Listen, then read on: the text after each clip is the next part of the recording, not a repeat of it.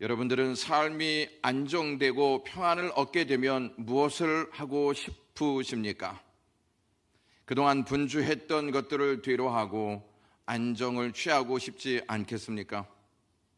앞만 보고 달려왔던 시간에 대한 보상을 받고 싶어 하지 않겠습니까? 여유 없이 살아왔으니 이제는 여유를 갖고 살자 하는 마음을 가질 수도 있습니다. 그동안 열심히 했으니 이제는 하던 일을 다 내려놓고 좀 쉬고 누리자, 나도 그럴 자격이 충분히 있지 않는가 하는 생각을 할 수도 있습니다. 예수 그리스도는 성령으로 잉태되었습니다.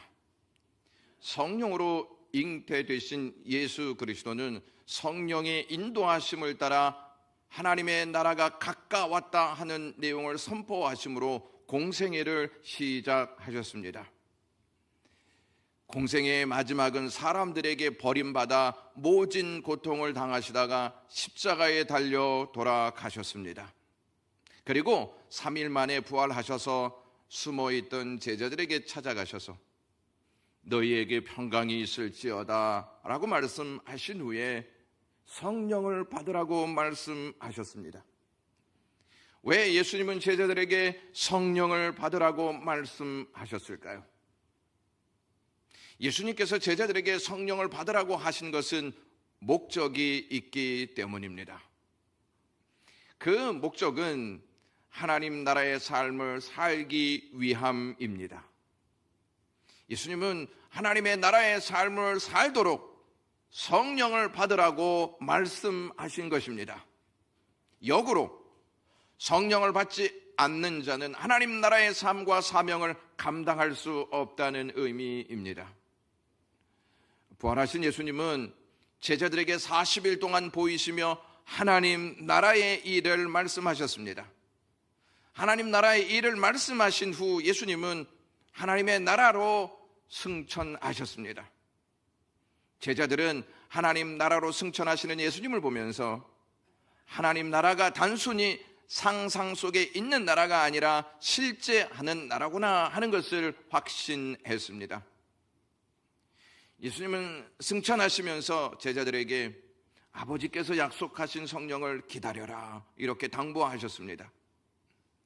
구약에서는 하나님께서 선지자를 통해 구원자를 기다리라고 말씀하셨습니다. 하나님은 약속하신 대로 예수 그리스도를 이 땅에 보내주셨습니다. 하나님께서 보내신 예수 그리스도는 십자가와 부활을 통해 구원을 성취하시고 승천하시기 전에 제자들에게 아버지께서 약속하신 성령을 기다리라고 말씀하셨습니다. 사도행전 1장 4절 말씀을 다 같이 읽겠습니다. 사도와 함께 모이사 그들에게 번부하여 이르시되 예루살렘을 떠나지 말고 내게서 들은 바 아버지께서 약속하신 것을 기다리라. 아멘. 제자들은 예수 그리스도께서 약속하신 성령을 마가다락방에서 함께 모여 기도함으로 기다렸습니다. 예수님이 말씀하신 대로 성령께서 기다리고 있는 그곳에 가득 임하였습니다. 그로 인해 교회가 성령으로 탄생하게 되었습니다. 교회와 성령은 뗄래야 뗄 수 없는 관계인 줄로 믿습니다. 그러므로 교회는 성령과 함께하고 성령의 인도하심에 따라 하나님 나라의 삶을 살게 해야 합니다. 교회가 부흥을 원하면서 성령의 역사를 사모하지 않는다면 그 교회는 결코 부흥의 역사가 일어나지 않을 것입니다. 우리가 하나님의 나라의 삶을 살고 싶어 하면서 성령의 역사를 사모하지 않는다면 결코 하나님 나라의 삶을 살지 못할 것입니다. 우리는 교회에 있어야 할 것이 없으면 불편해 합니다. 우리는 모일 장소가 없어서 불편하고 헌신할 사람이 없어서 불편하고 주차할 곳이 없어서 불편하고 여건이 구비되지 않아서 불편한 점들이 있습니다. 그러나 교회가 정작 있어야 할 것이 없을 때는 불편해합니까? 교회가 반드시 있어야 할 것이 있습니다. 그것이 바로 성령인 줄로 믿습니다. 성령 하나님을 사모하고 성령 하나님을 구하는 믿음이 교회 안에, 청년들 안에, 영유아로부터 장년부 모두에게 있어야 할 것입니다. 다른 것은 다 있는데 성령 하나님을 사모하고 구하는 믿음이 없다면 그 교회는 결코 하나님이 원하시는 뜻을 이룰 수 없습니다. 여러분들은 교회에 있어야 할 것이 없으면 불편함을 느끼면서 우리 안에 성령을 사모하지도 않고 구하지도 않는 것에 대해서는 불편함을 느끼고 계십니까? 만약 그렇게 살고 있다면 성령은 여러분들을 보시고 근심하십니다. 성령으로 잉태된 초대교회는 교회 안에 머물러 있지 않고 세상으로 나아가 복음을 담대히 전하면서 내 증인이 되리라 하신 주님의 말씀에 전적으로 순종하며 살았습니다. 우리가 사는 이 세상이 어떠한 곳인지 아십니까? 우리가 주님의 말씀에 순종하면 순종할수록, 우리가 주님의 증인으로 살면 살수록, 우리가 복음을 전하면 전할수록 우리에게 세상은 반기를 들 것이며 우리를 제재하고 위협하는 역사를 나타내 보일 것입니다. 세상은 하나님의 말씀을 적대시하는 곳이기 때문입니다. 우리가 이 세상에서 힘들지 않게 살려면 간단합니다. 그냥 세상이 요구하는 대로 타협하고 살면 됩니다. 초대교회 당시에 주님의 증인으로 사는 삶은 그야말로 살벌했습니다. 스데반이 복음을 전하다가 돌에 맞아 죽는 일이 발생했기 때문입니다. 스데반의 죽음 앞에 교회는 큰 슬픔에 빠졌습니다. 살벌한 세상에 교회는 어떠한 자세를 취했을까요? 스데반의 죽음으로 예루살렘을 중심으로 했던 교회가 사마리아와 이방인들에게까지 복음을 전하는 계기가 되었습니다. 성령으로 충만한 교회는 위협하는 세상에 두려움을 느끼지 않습니다. 오히려 더 담대하게 복음을 전합니다. 복음을 전할 때 그곳에 하나님의 나라가 임하는 줄로 믿습니다. 하나님의 나라는 죄로 인해 파괴된 하나님과의 관계가 예수 그리스도의 십자가와 부활로 담이 무너지고 하나님과 하나 되는 역사입니다. 성령으로 충만한 사람들은 알았습니다. 이 세상을 회복시키는 힘은 복음이라는 사실입니다.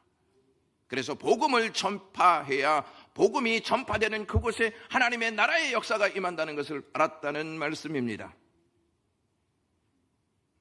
위협적인 분위기에서 교회는 세상을 두려워하지 않고 복음을 계속 전했습니다.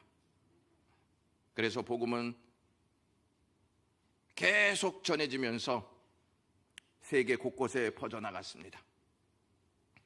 복음은 성령 충만한 사람들로 하여금 세계 곳곳에 퍼져나가면서 하나님 나라의 열매가 이루어지는 것을 두 눈으로 똑똑히 보게 됩니다.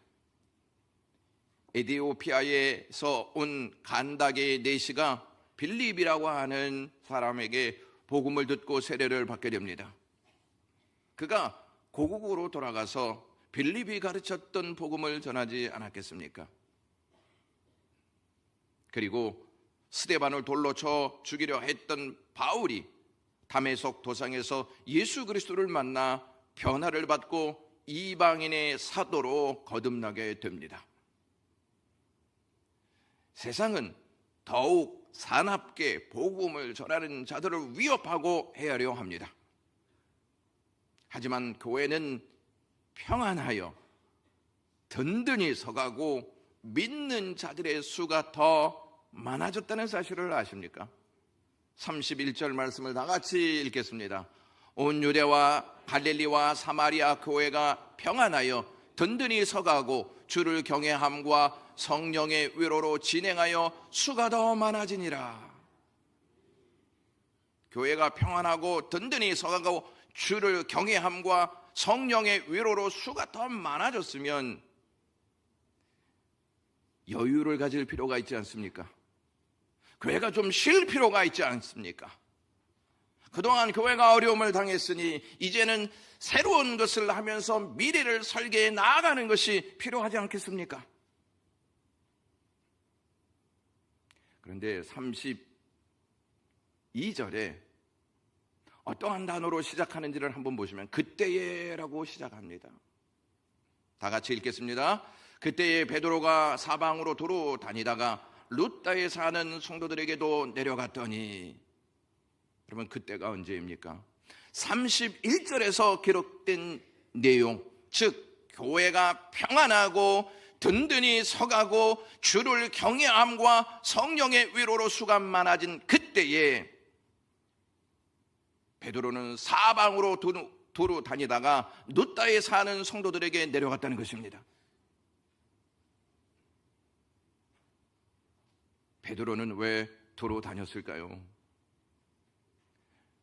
베드로가 원래 부지런한 사람이었기 때문에 그러한 모습을 보였을까요? 목적을 가진 자는 그 목적을 이루기 위해 도로 다닙니다. 목적이 없으면 도로 다니지 않습니다. 그런데 중요한 것은 그 목적이 무엇을 위한 것이고 누구를 위한 것이냐는 말씀입니다. 베드로가 목적을 가지고 도로 다닌 이유가 있습니다. 첫 번째는 예수님이 두루 다니시며 복음을 전하셨기 때문입니다. 마태복음 4장 23절에 예수께서 온 갈릴리에 두루 다니사 그들의 회당에서 가르치시며 천국 복음을 전파하시며 백성 중에 모든 병과 모든 약한 것을 고치시니라고 되어 있습니다. 베드로는 알고 있었습니다. 주님이 오기만을 기다리시지 않고 찾아가시는 분이시라는 사실을 말이죠. 교회가요, 좋은 소문이 나면 사람이 찾아올 수 있습니다. 그러나 우리가 놓치지 말아야 할 내용 한 가지가 있습니다. 주님도 주변에 사람들이 많이 모여들었습니다. 그러면 찾아가는 수고로움이 없어져야 하는 거 아니겠습니까? 찾아가지 않아도 되지 않습니까? 사람들이 몰려드는데 뭐하러 찾아가십니까? 마태복음 9장 35절 말씀을 다 같이 읽도록 하겠습니다. 예수께서 모든 도시와 마을에 두루 다니사 그들의 회당에서 가르치시며 천국 복음을 전파하시며 모든 병과 모든 약한 것을 고치시니라. 교회가 좋은 소문나 찾아오게 하는 것도 중요합니다. 하지만 우리에게는 찾아가는 복음을 전하는 사명도 있다는 사실을 아셔야 합니다. 찾아가야 하나님이 회복시키실 사람을 만나게 하시는 것이죠. 그래서 지난주에 저희는 홈커밍 데이를 한 것입니다. 베드로만 두루 다니며 복음을 전했을까요? 성령으로 충만한 사람은 어떻게 무엇을 위해 행동해야 하는지를 압니다. 그리고 동일한 자세를 취합니다. 사도행전 8장 4절 말씀에 그 흩어진 사람들이 두루 다니며 복음의 말씀을 전하였다고 말씀합니다. 성령으로 충만한 사람은 주님을 따라 살게 되어 있습니다. 그것이 하나님의 나라의 역사이기 때문입니다. 베드로가 목적을 가지고 두루 다닌 또 하나의 이유가 있습니다. 그것은 베드로가 쓴 서신서에 기록되어 있습니다. 베드로전서 5장 8절 말씀을 다 같이 읽겠습니다. 근신하라 깨어있으라 너희 대적마귀가 우는 사자같이 두루 다니며 삼킬 자를 찾나니 라고 되어 있습니다. 베드로는 대적마귀가 목적을 가지고 활동하는데 그 목적은 우는 사자같이 두루 다니며 삼킬 자를 찾는다고 말씀하고 있습니다.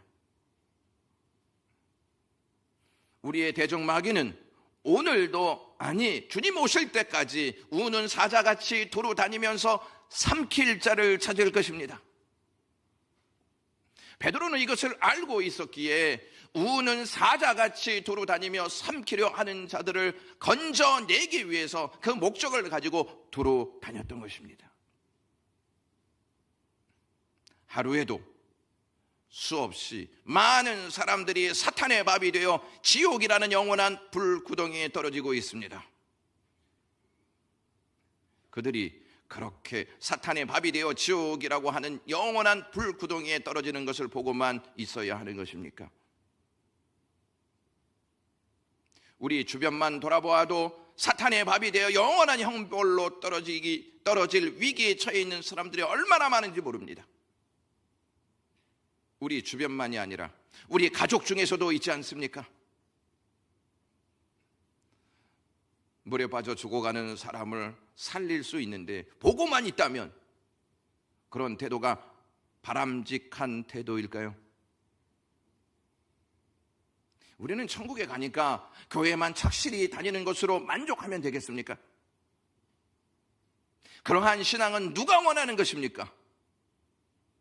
교회에 앉아있다 가는 그 신앙을 과연 누가 원하는 신앙이냐라고 하는 것입니다. 주님이 원해서 교회만 잘 다니고 있는 것입니까? 베드로는 두루 다니다가 중풍병으로 침상에 누운 지 8년 된 애니아라 하는 여인을 만납니다. 애니아는 질병으로 8년이나 침상에 묶여 고달픈 삶을 살았던 여인이었습니다. 침상에 묶여 고달픈 삶을 살아가는 애니아를 보고 베드로는 그를 묶고 있는 침상의 역사에서 그녀를 일으켰습니다. 34절 말씀 다 같이 읽겠습니다. 애니아야, 예수 그리스도께서 너를 낫게 하시니 일어나 내 자리를 정돈하라 한데 곧 일어나니 라고 되어 있습니다. 성령 충만한 사람은 일으키는 일에 목적을 두고 살아가는 줄로 믿습니다. 베드로는 침상에 묶여있던 애니아를 일으킴으로 그녀를 회복시켰습니다. 베드로가 룻다로 내려가 그녀를 만나지 못했다면 그녀는 평생 침상에 묶여 살다가 불행하게 죽고 말았을 것입니다. 애니아가 일어나는 일, 회복되는 일로 인하여 어떠한 역사가 열매를 맺는지 35절은 이렇게 언급합니다. 룻다와 샤론에 사는 사람들이 다 그를 보고 주께로 돌아오니라. 애니아가 침상에서 일어나자, 애니아가 회복되자 그를 보고 사람들이 주께로 돌아왔습니다. 이것이 하나님 나라의 역사인 줄로 믿습니다. 주께로 돌아오는 것이 하나님 나라의 역사입니다. 여러분들이 아직도 주께로 돌아오지 않는다면 하나님 나라의 삶을 살고 있지 않다는 증거입니다. 교회만 다니고 하나님께로 돌아오지 않는 삶이 있다는 사실을 아셔야 합니다. 베드로가 애니아를 일으키고 사람들이 주께로 돌아오는 것을 보고 야, 이제 이 정도면 됐다. 그리고 베드로는 룻다에 안주하였을까요? 룻다에 있으면 애니아를 살린 역사 때문에 그래도 베드로가 대접받고 살지 않겠습니까? 베드로는 그 일을 뒤로하고 일어나 욥바로 갔다고 39절에 언급하고 있습니다.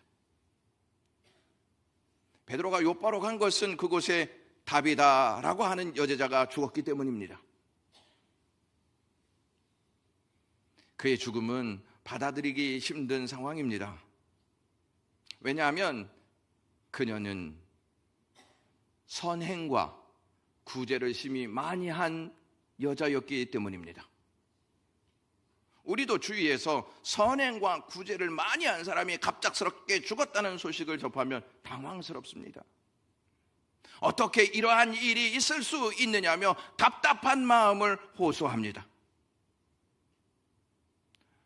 하나님은 왜 이런 사람을 데리고 가시는 것입니까? 라고 항변할 수도 있습니다.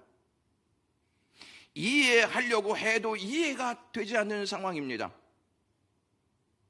악한 사람들은 거리를 활보하며 잘 살고 있는데 선행과 구제를 하는 사람은 죽어가는 것이 마땅하냐 하는 것입니다.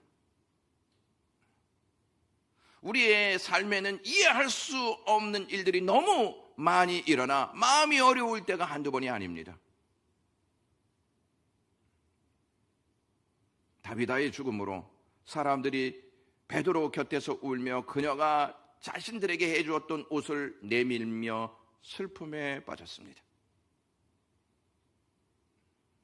베드로는 그들을 다 내보내고 무릎을 꿇고 기도하며 다비다야 일어나라 이렇게 선포합니다.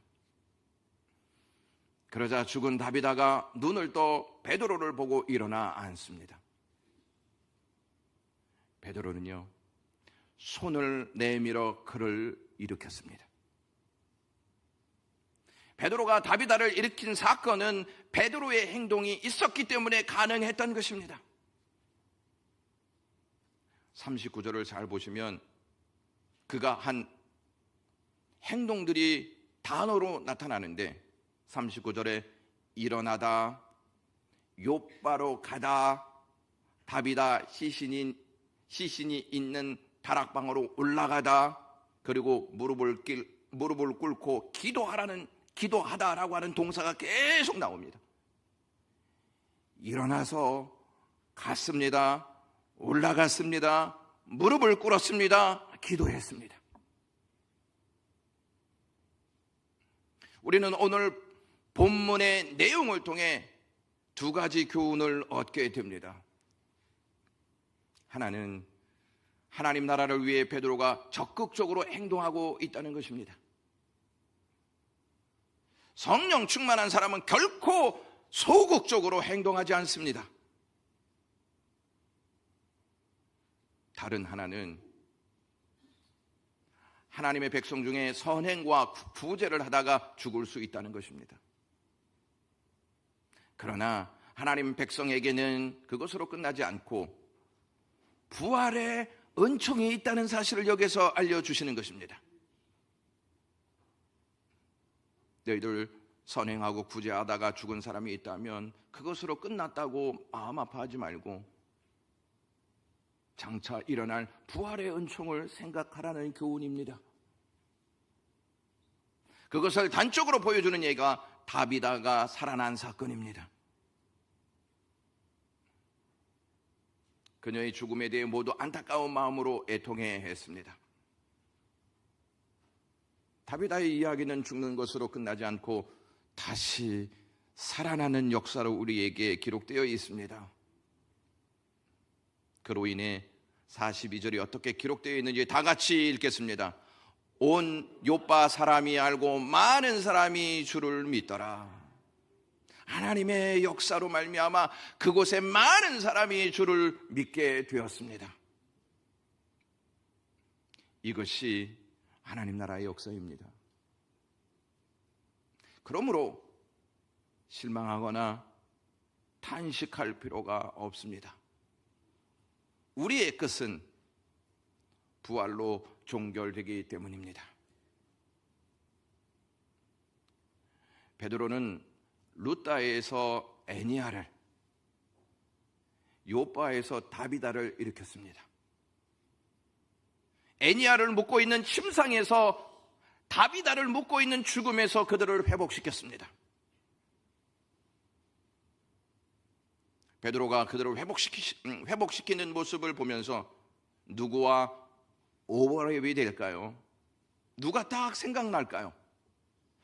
베드로의 모습을 보면서 누가 딱 생각나겠습니까? 마태복음 9장에는 예수님이 중풍병자를 낫게 하시는 장면이 나옵니다. 마태복음 9장 6절에 중풍병자에게 말씀하시되 일어나 내 침상을 가지고 집으로 가라 말씀하십니다. 그러자 그 중풍병자가 일어나서 집으로 갑니다. 그리고 뒤이어 예수님께서 회당장 야이로의 딸이 죽었다는 소식을 듣고 그 집을 방문하십니다. 그 집을 방문하신 예수님은 그녀를 살리십니다. 9장 25절 다 같이 읽겠습니다. 무리를 내보낸 후에 예수께서 들어가사 소녀의 손을 잡으심에 일어나는지라. 아멘. 베드로는요, 주님께서 하신 대로, 주님께로부터 배운 대로 사역하고 있음을 볼 수 있습니다. 교회는 주님께서 알려주신 대로 사역해야 하고 주님이 말씀하신 대로 일해야 할 줄로 믿습니다. 결론을 내리겠습니다. 교회는 하나님의 나라를 위해 복음으로 회복시키는 일에 하나가 되어 헌신해야 할 줄로 믿습니다. 우리가 안주하고 있을 때 마귀는 우는 사자같이 삼킬 자를 찾고 있다는 사실도 잊지 말아야 합니다. 교회는 두루 다니며 적극적으로 하나님의 나라를 위해서 일해야 합니다. 교회는 하나님 나라의 역사를 위해서 세워진 곳이기 때문입니다. 기도하겠습니다. 아버지 하나님, 저희들에게 은혜 베푸셔서 하나님 나라의 역사가 어떠한 곳인지 말씀을 통해 알게 하시니 고맙습니다. 우리에게 하나님의 나라가 임하였으니 성령을 통해서 깨닫게 하시고 성령을 통해서 회복되는 역사를 보게 하시옵소서. 그 일을 영광교회 모든 가족들이 감당해낼 수 있게 하시옵소서. 무작정 살지 않게 하여 주시고 하나님 나라의 삶을 살아낼 수 있는 영광의 가족들 되게 하시옵소서. 예수님의 이름으로 기도드리옵나이다. 아멘.